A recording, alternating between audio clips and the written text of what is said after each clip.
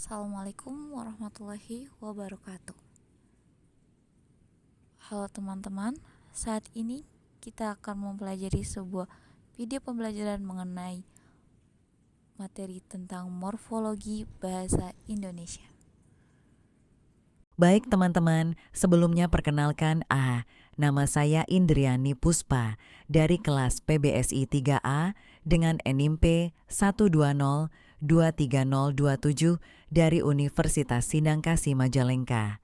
Nah, saat ini teman-teman akan belajar dan mengenal apa itu morfologi dan beberapa materi-materi yang akan saya sampaikan mengenai gambaran umumnya.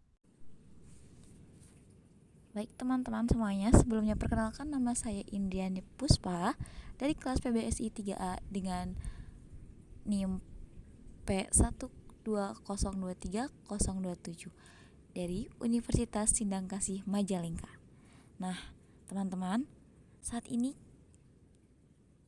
kita akan belajar mengenai apa itu morfologi dan beberapa materi-materi yang akan saya sampaikan mengenai gambaran umumnya.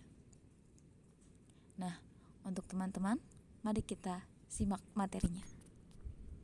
Oke teman-teman, dalam video pembelajaran morfologi kali ini, saya sudah membagi menjadi beberapa sub materinya.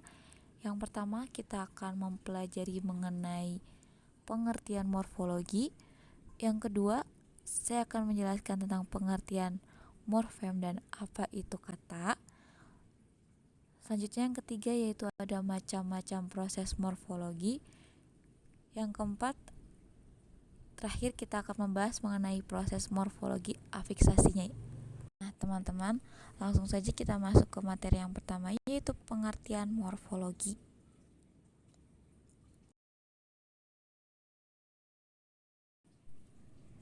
Pengertian morfologi menurut para ahli yang pertama yaitu dikemukakan oleh Tarigan.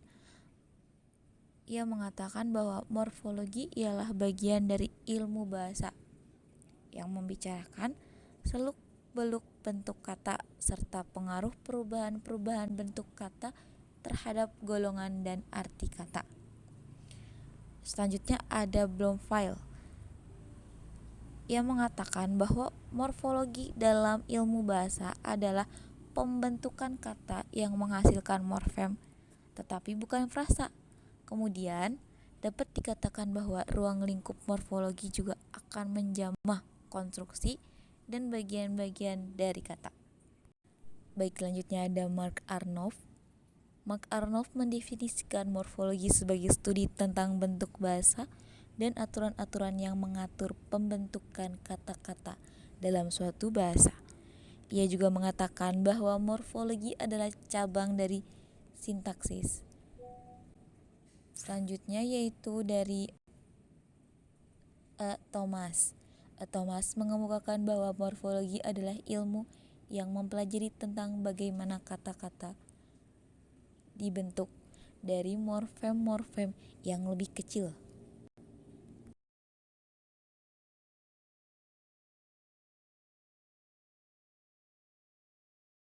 Dari beberapa pengertian para ahli tersebut, maka dapat kita simpulkan bahwa morfologi adalah cabang linguistik yang mempelajari struktur dan bentuk-bentuk kata dalam bahasa. Ini termasuk bagaimana kata-kata dibentuk dari unit terkecil yang bermakna yang kita sebut sebagai morfem, dan bagaimana kata-kata tersebut dapat berubah untuk mengekspresikan makna yang berbeda.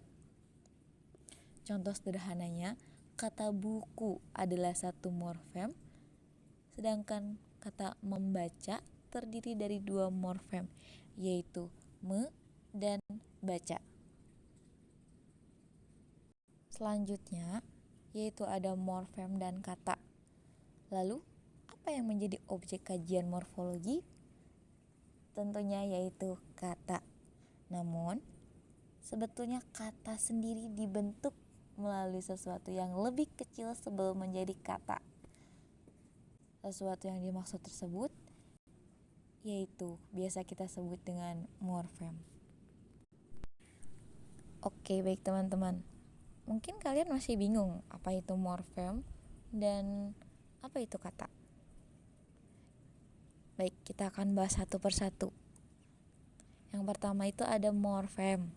Morfem adalah satuan terkecil bahasa yang memiliki pengertian dalam suatu ujaran.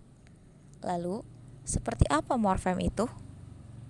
Morfem dapat berupa imbuhan atau kata, misalnya ber, di, ataupun juang. Nah, morfem sendiri dibedakan menjadi dua, yaitu morfem bebas dan morfem terikat.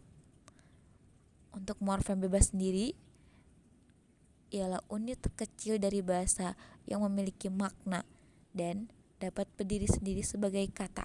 Contohnya, buku dan rumah. Selanjutnya itu ada morfem terikat. Morfem terikat adalah unit terkecil dari bahasa yang memiliki makna, tetapi tidak bisa berdiri sendiri sebagai kata. Nah, morfem ini harus digabungkan dengan morfem lain untuk membentuk kata. Contohnya, ada me dalam kata menulis. Oke, baik teman-teman. Mungkin kalian masih bingung apa itu morfem dan apa itu kata. Baik, kita akan bahas satu persatu. Yang pertama itu ada morfem. Morfem adalah satuan terkecil bahasa yang memiliki pengertian dalam suatu ujaran. Lalu, seperti apa morfem itu? Morfem dapat berupa imbuhan atau kata, misalnya ber, di, ataupun juang. Nah, morfem sendiri dibedakan menjadi dua, yaitu morfem bebas dan morfem terikat. Untuk morfem bebas sendiri ialah unit terkecil dari bahasa yang memiliki makna dan dapat berdiri sendiri sebagai kata. Contohnya, buku dan rumah. Selanjutnya itu ada morfem terikat. Morfem terikat adalah unit terkecil dari bahasa yang memiliki makna, tetapi tidak bisa berdiri sendiri sebagai kata. Nah, selanjutnya kita akan bahas mengenai apa itu kata. Kata adalah unit dasar dari bahasa yang memiliki makna. Kata dapat terdiri dari satu atau lebih morfem dan digunakan untuk mengekspresikan ide, tindakan, kualitas, ataupun hubungan. Dalam konteks bahasa, kata berfungsi sebagai blok bangunan utama yang kita gunakan untuk menyusun kalimat dan komunikasi. Contohnya, buku, rumah, dan kaca. Baik teman-teman, kita akan masuk ke materi yang ketiga, yaitu proses morfologi. Proses morfologi adalah proses pembentukan kata-kata dari satuan lain yang merupakan bentuk dasarnya. Selanjutnya, proses ini menjadi beberapa bagian. Yang pertama, yaitu ada afiksasi, kedua ada reduplikasi, dan ketiga yaitu ada komposisi. Oke, kita akan lanjut. Untuk yang pertama itu ada afiksasi. Afiksasi adalah proses pembubuhan afiks atau imbuhan pada sebuah morfem dasar atau bentuk dasar. Proses ini melibatkan unsur-unsur dasar atau bentuk dasar, afik dan makna gramatikal yang dihasilkannya. Kedua, yaitu ada reduplikasi. Menurut Plan mengemukakan bahwa proses reduplikasi atau pengulangan adalah pengulangan satuan gramatik baik seluruhnya maupun sebagian, baik dengan variasi fonem maupun tidak. Hasil pengulangan tersebut disebut kata ulang,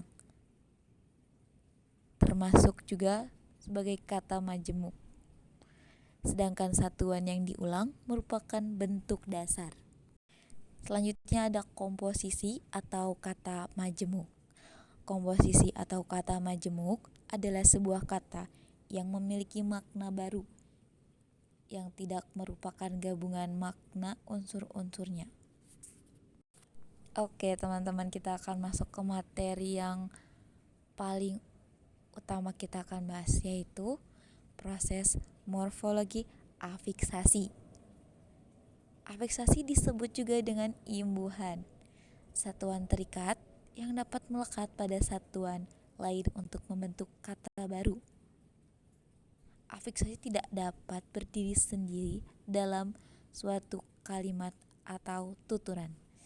Contohnya yaitu me dalam kata memasak dan di dalam kata dimakan. Nah, afiksasi termasuk dalam proses morfologi atau proses pembuatan kata. Dilakukan dengan cara menempelkan imbuhan pada satu satuan tunggal atau kompleks untuk pembentukan kata baru. Satuan yang ditempeli afiks disebut bentuk kata dasar atau biasa kita sebut sebagai kata dasar.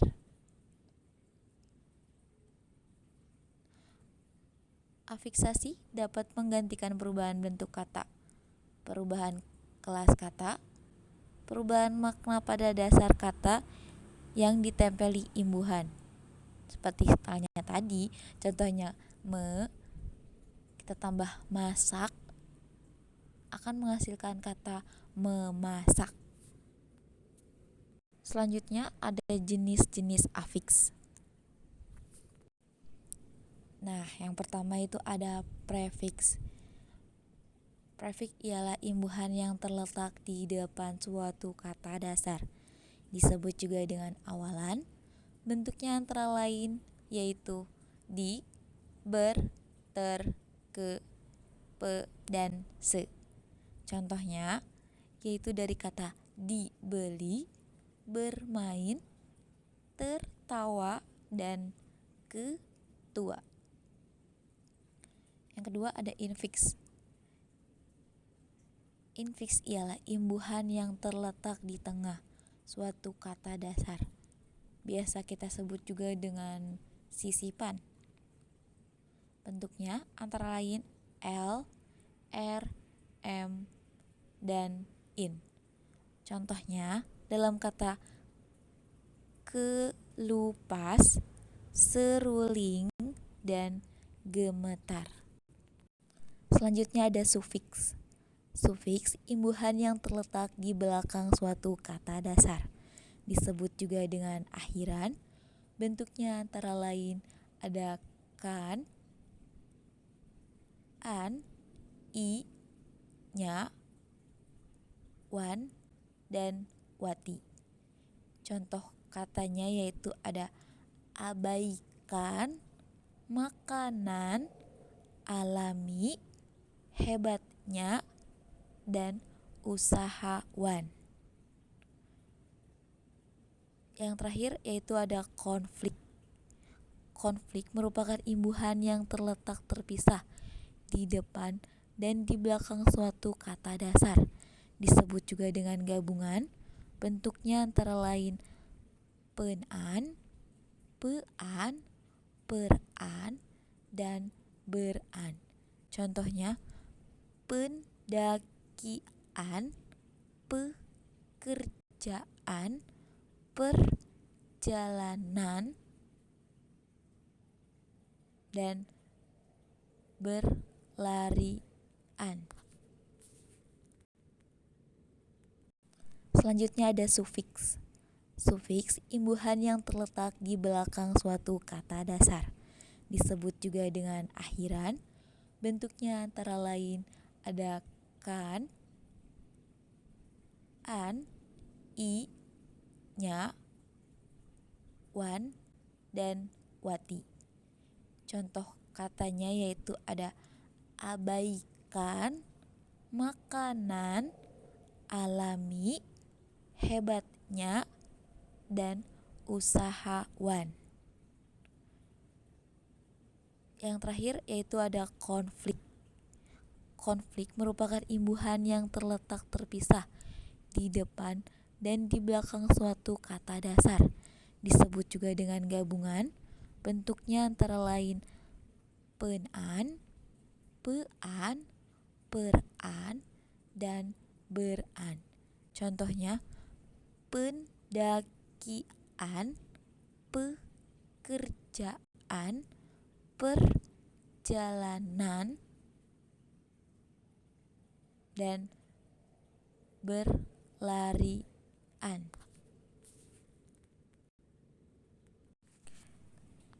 Oke, selanjutnya kita akan masuk ke materi selanjutnya, yaitu ada bentuk inflektif dan derivatif. Nah, teman-teman, di sini ada infleksi dan derivatif.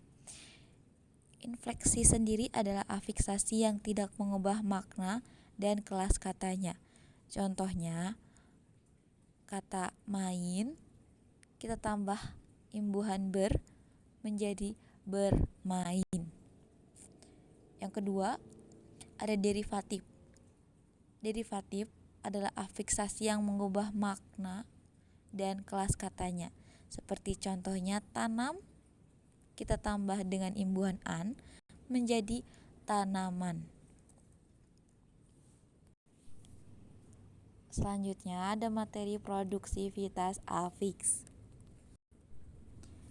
Afiks produktif adalah afiks yang dapat berulang-ulang, dapat terus-menerus membentuk kata baru.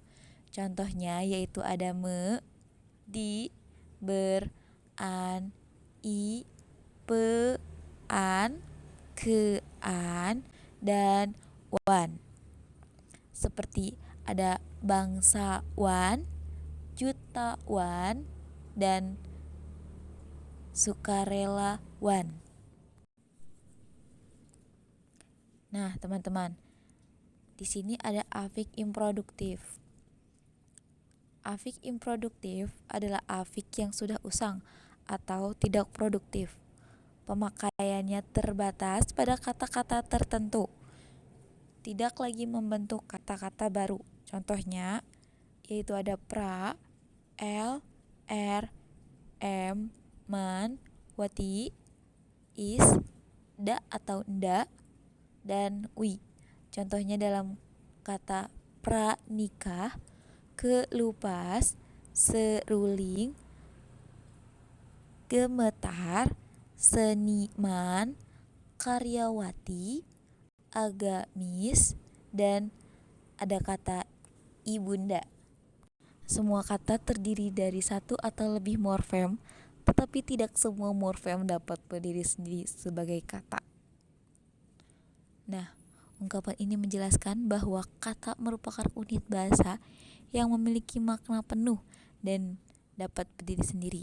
Sedangkan morfem sendiri adalah unit terkecil yang memiliki makna, tetapi belum tentu dapat berdiri sendiri sebagai kata. Beberapa harus digabungkan dengan morfem lainnya untuk membentuk kata yang bermakna. Nah, kita harus ingat itu, teman-teman, oke? Oke, teman-teman, demikian video pembelajaran yang dapat saya sampaikan. Mohon maaf jika ada kata-kata yang kurang dan tidak berkenan. Jika ada pertanyaan boleh nih di komen-komen di bawah ini. Juga jangan lupa like, comment, and subscribe. Terima kasih. Dengan saya Indiani Puspa. Assalamualaikum warahmatullahi wabarakatuh.